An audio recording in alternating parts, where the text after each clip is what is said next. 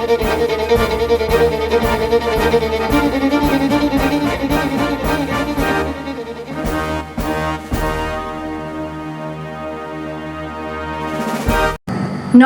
আমি সাক্ষ্যদীপা। ব্রততী পরম্পরা ডিজিটাল নিউজে আপনাদের স্বাগত। আজকের শিরোনামে ফিফা ফুটবল ওয়ার্ল্ড কাপ 2026, সময়ের ফেরিওয়ালা টাইটান।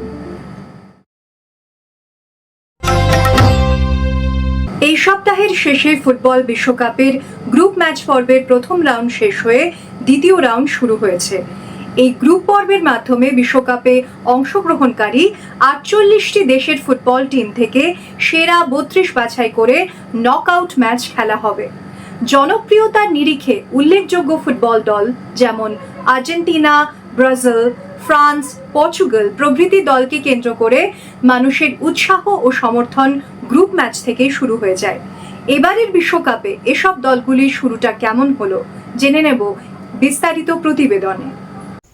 ফিফা ওয়ার্ল্ড কাপের গ্রুপ পর্যায়ে প্রথম রাউন্ডে যেসব দেশগুলি ভালো ফল করেছে তার মধ্যে অবশ্যই উল্লেখ করতে হয় আর্জেন্টিনার কথা। গত 17 জুন আলজেরিয়ার বিরুদ্ধে এবারের বিশ্বকাপে প্রথম ম্যাচটি খেলে গতবারের বিশ্ব চ্যাম্পিয়ন আর্জেন্টিনা। প্রথম ম্যাচে 3টি হ্যাট্রিক গোল করার মাধ্যমে মেসি ম্যাজিক যে এখনও প্রতিপক্ষ দলের কাছে বড় ফ্যাক্টর তা বুঝিয়ে দিলেন greatest of all time Leo Messi. অভিজ্ঞ মেসির পাশাপাশি এবারের আর্জেন্টিনা দলের নতুন মুখ খেলোয়াড়দের স্বতঃস্ফূর্ততা দেখা যাচ্ছে। ফুটবল বিশ্বে অন্যতম আরেকটি দেশ ব্রাজিল প্রথম ম্যাচে মরক্কোর সাথে ড্র করলেও দ্বিতীয় ম্যাচে হাইতিকে 3-0 গোলে পরাজিত করে নকআউট পর্বে উত্তীর্ণ হয়েছে। গ্রুপ পর্বে প্রথম রাউন্ডে এখনও পর্যন্ত ড্র করার তালিকায় থাকা দলগুলি হল Portugal, Congo, Iran, New Zealand, Saudi Arab, Uruguay, Belgium, Egypt ও নেদারল্যান্ড, জাপান। নজিরবিহীনভাবে ইউরোপের অন্যতম সেরা ফুটবল দল স্পেনের বিরুদ্ধে খেলতে নেমে ড্র করে আলোচনায় উঠে এসেছে আফ্রিকার একটি ছোট দ্বীপ রাষ্ট্র কেপ ভার্দি। বিশ্বকাপের মাঠে এরকমই নজির তৈরি হয় বলেই বিশ্বকাপকে ঘিরে ফুটবল প্রেমী থেকে সাধারণ মানুষের এত উৎসাহ উদ্দীপনা। ইউরোপের দেশগুলির মধ্যে সেরার তালিকায় থাকা ফ্রান্স, ইংল্যান্ড ও জার্মানির ফুটবল দল প্রত্যাশিতভাবে জয় দিয়ে বিশ্বকাপের খেলা শুরু করেছে। এবারের ফিফা বিশ্বকাপ আয়োজিত হচ্ছে কানাডা, মার্কিন যুক্তরাষ্ট্র এবং মেক্সিকোতে।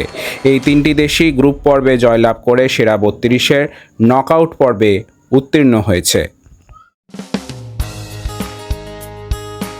ব্রততী পরম্পরা ও কাব্যায়নের বিভিন্ন শাখায় অফলাইন ও অনলাইন আবৃত্তি প্রশিক্ষণের জন্য ভর্তি চলছে।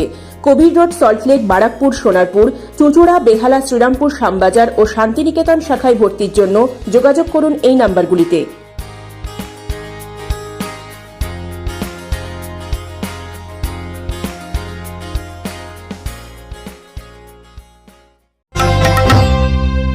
সাংবাদিক বিনয় কামাথের বই Titan, inside India's most successful consumer brand অবলম্বনে আমাজন এমএক্স প্লেয়ার তৈরি করেছে 6 পর্বের একটি ওয়েব সিরিজ। নাম made in India, a Titan story. একটি ঘড়ি যে শুধু সময় বদলে দিতে পারে না, পারে এক দল মানুষের স্বপ্ন ও জীবনের আইডেন্টিটি হয়ে উঠতে। সিনেমার পর্দায় সে কথাই উঠে এসেছে।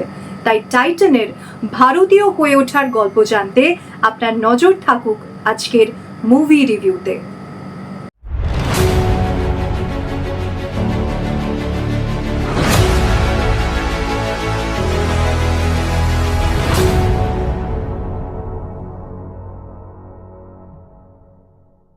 ছোটবেলার সেই টাইটান ঘড়ির বিজ্ঞাপন মনে পড়ে?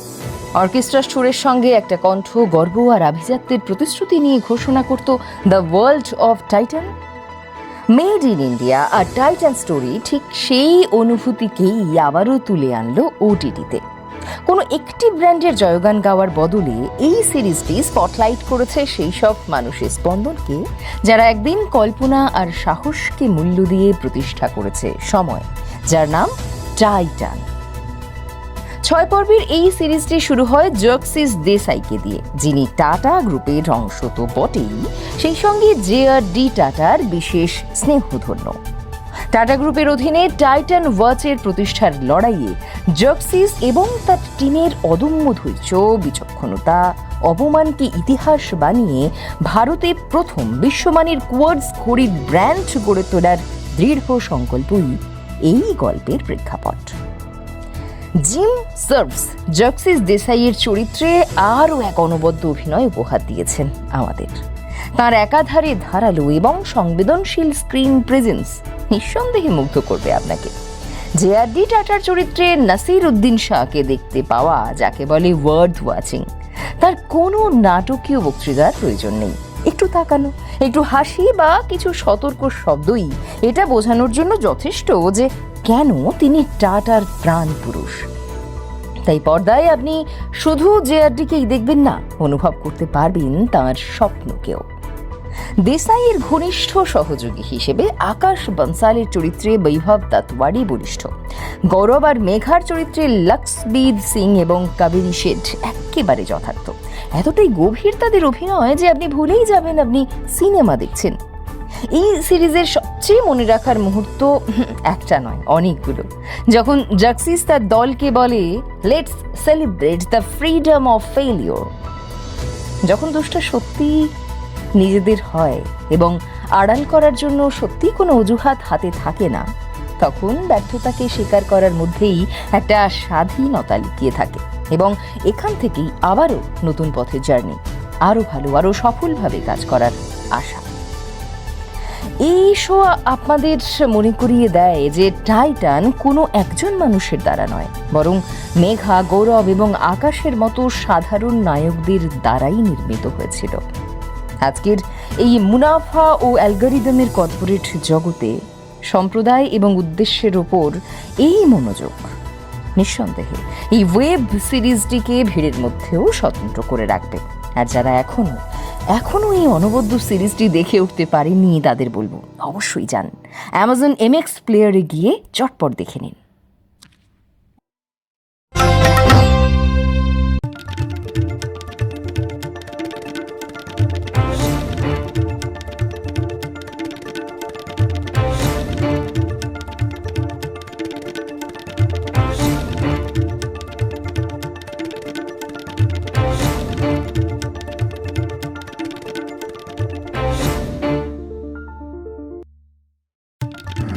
শুরু করছি আজকের সংবাদ সংকেত। কাদামাখা মাঠে শিশুদের ফুটবলের আবেগ বন্দি করে আন্তর্জাতিক ফটোগ্রাফি প্রতিযোগিতায় দ্বিতীয় স্থান অর্জন করলেন বীরভূমের শিক্ষক ও আলোকচিত্রী সোমনাথ মুখার্জি। পশ্চিমবঙ্গের গ্রামীণ ফুটবলের প্রাণচাঞ্চল্য ও সংগ্রামী চেতনাকে তুলে ধরা তার ছবিটি বিশ্বের ৫,৬০০রও বেশি ছবির মধ্যে বিচারকদের নজর কেড়েছে। ফিফা বিশ্বকাপ ২০২৬ উপলক্ষে আয়োজিত এই প্রতিযোগিতায় তাঁর সাফল্য বাংলার ফুটবল সংস্কৃতি এবং ভারতের সৃজনশীল প্রতিভাকে আন্তর্জাতিক মঞ্চে নতুন মর্যাদা এনে দিয়েছে। শহরের বুকে প্রাণ সঞ্চার করতে এমন উদ্ভিদের সৃষ্টি করেছেন চীনের বিজ্ঞানীরা, যে গাছ আলো ছড়িয়ে শহরকে আলোকিত করতে সক্ষম। অর্কিড, সূর্যমুখী, চন্দ্রমল্লিকার ২০টির বেশি প্রজাতির গাছের শরীরে জোনাকি পোকা এবং আলো উৎপাদনকারী ছত্রাকের জিন প্রতিস্থাপন করে বিশেষ ধরনের যে উদ্ভিদ সৃষ্টি করেছেন তারা, তা থেকে মৃদু আলো বিচ্ছুরিত হয়ে আলোকিত করছে শহরকে, সেই সঙ্গে সৌন্দর্যও বাড়াচ্ছে। পশ্চিম এশিয়ার যুদ্ধ পরিস্থিতিতে যখন সংকটে জীবাশ্ম জ্বালানি, তখন প্রথাগত জ্বালানির ব্যবহার কমাতে দেশের প্রথম on demand green hydrogen cooking oven উন্মোচন করল শিবপুরের Indian Institute of Engineering Science and Technology. সম্পূর্ণ দেশীয় প্রযুক্তিতে তৈরি সিলিন্ডারবিহীন এই ব্যবস্থা বাণিজ্যিক রান্নাঘর ও গণখাদ্য কর্মসূচির জন্য জ্বালানির ক্ষেত্রে স্বনির্ভরতা এবং শূন্য নির্গমন পরিচালনায় নতুন দিগন্ত খুলে দিতে চলেছে। আজকের খবর এ পর্যন্তই। পরবর্তী সংবাদের জন্য চোখ রাখুন ব্রততী পরম্পরা ডিজিটাল নিউজ চ্যানেলে আগামী রবিবার সন্ধ্যে 7:30টায়। নমস্কার।